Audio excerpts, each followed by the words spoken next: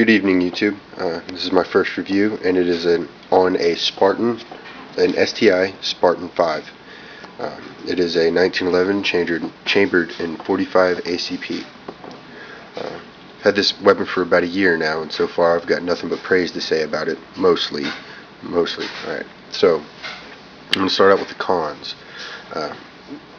One of the things I don't like is this pistol comes with a plastic.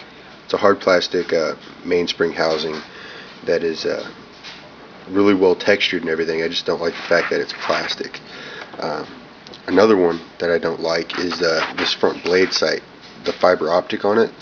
It has no contrast at all for really extreme low light shooting, unless you have like a flashlight or whatever. And if you don't, it's pretty much, old school point shoot type firing techniques that have to be used. And another one that I don't like is this is a single stack 1911, but it is, that comes with the territory for like government style 1911, and it's single action, which that also comes with the territory.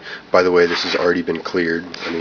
There's the magazine and the +1, and the weight on this is a 35.3 ounce weapon, which for you Beretta fans and everything, that's about 2 ounces heavier than the M9 or the 92 FS from Beretta.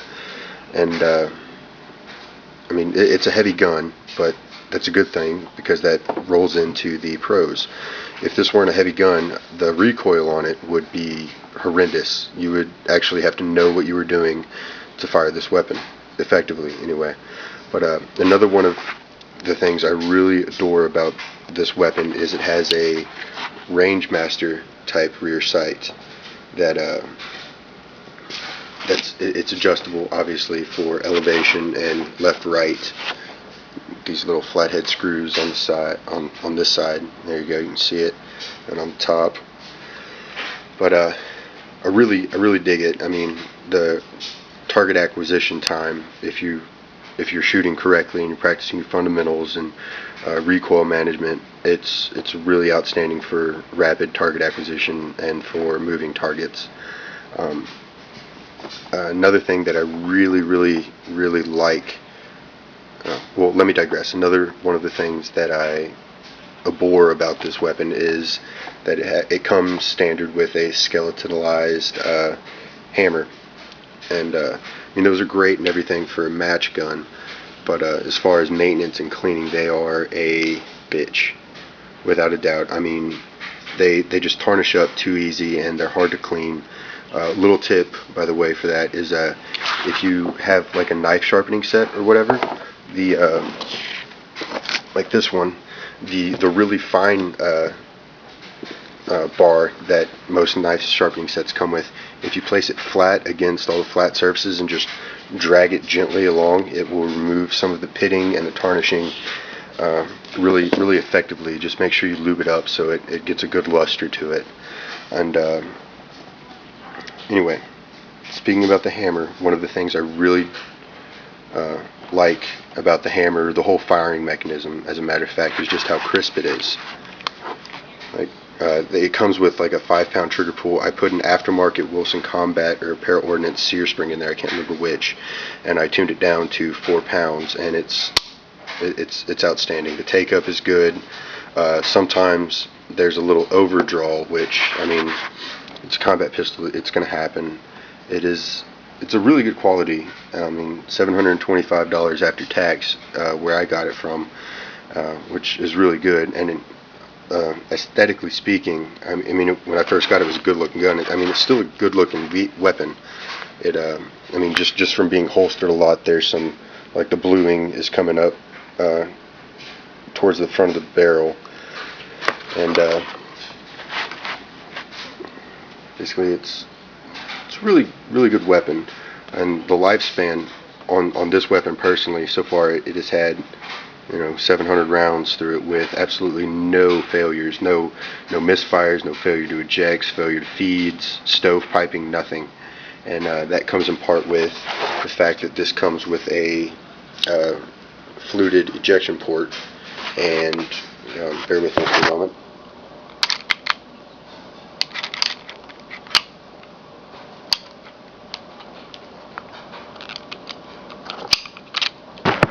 The feed ramp on this comes from the factory as you buy it, already ground down, rammed, and polished, and so does the barrel. But it is just a really, I've had a great track record with this weapon so far, and I know a lot of people don't like 1911s for their weight, but I'm gonna go ahead and steal a term familiar with TMPers. My POU for this weapon has always been, it is my, shit hits the fan, heavy metal, let's go to town weapon. And with that being said, I do not mind at all the weight. What I was more focused with is that it's got 100 years of proven reliability, that is more than words can account for. And the fact that parts are so available, everybody and their grandmother knows somebody who lives close by with one of these, and it's it's for a reason. And parts are cheap to come by, they're easy to come by. I mean, every gun store has a toolbox full of 1911 parts, and so far this pistol, this one right here, has withstood freezing rain, sleet, below 30-degree temperatures, and it has withstood sand quite effectively without jamming or anything. And on accident, mind you, it has passed only one drop safety test, and like I said, it's withstood so far 700 rounds with no failures, and it's not like high quality like Hornady match ammunition. It's like PPU Walmart brand Serbian full metal jacket 230 grain ammo, or like Brazer like Target ammo, and a couple boxes of hollow points and everything. And right now, actually, I have some Spear Lawman that I'm gonna go here soon and run through it. But I mean, this just because it's a 1911 and there's so much history to it, and it's so easy to learn. I mean, there's no frills on it. I mean, if you have thumbs, you can operate it with little guidance. I mean, other than how to hold it. I mean, it's a single stack, so it has a very narrow grip, which helps for if you're someone like me and you have medium-sized hands, or even small frame females, which I taught my buddy's wife how to shoot this in a total of 4 minutes, and she was doing pretty dang good. But I mean, it's withstood long hikes strapped to the leg and in the backpack, both. It's just, so far it's been an all-around great weapon, and I mean that's about all I've got to say about it. Other than that, it's just a good weapon. It's a 1911. I mean, you can't really go wrong if you don't mind the weight. I mean, even with how big it is, I've numerous times successfully concealed it. I mean, with and without a holster. I know you can get on to me for not carrying the holster, but I mean, even in like the big tactical fucking like Kydex plastic holsters, it's done really well with. And I mean, even for $725, you can't really go wrong for a semi-custom Texas assembled weapon. I mean, outright. And for all of you out there who aren't, with the way things are looking for the Second Amendment right now, I'm gonna have to really recommend that you go donate to like the NRA, ILA, or like Gun Owners of America. Get on the phone and call your local congressman and tell him to get his rear in gear and start defending our Constitution before we have to. And by the way, gun stores are running out of stuff. I went to one of the actually the gun store where I got this weapon, just to try and get a box of 100 hollow point or FMJ, and all they had was like a little box of 25 for $27, which is ridiculous. Hell, even the local Walmart had nothing for 45 ACP. They had all the like 45 long Colt, but nobody really uses that anymore. And even 40 caliber Smith & Wesson and 10 millimeter, they're running out of. 22s are gone. But yeah, just go out and like do something. You own a gun. You are, through that, you are politically active, just because guns are political. So like, do something for your country. I mean, you don't have to go out and enlist in the military right now, because that doesn't really do anything for you. Just like, get on the bandwagon already and go ahead and donate to the NRA and the ILA, which is National Riflemen's Association.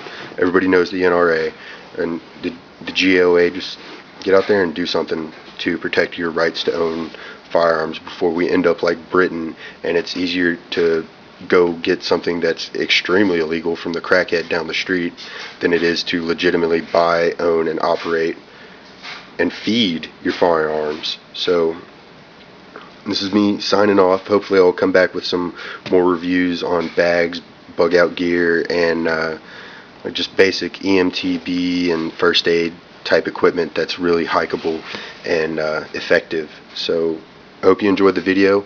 This, like I said, this was my first video, so please give me hints, tips, and just pointers on how to make these videos better and more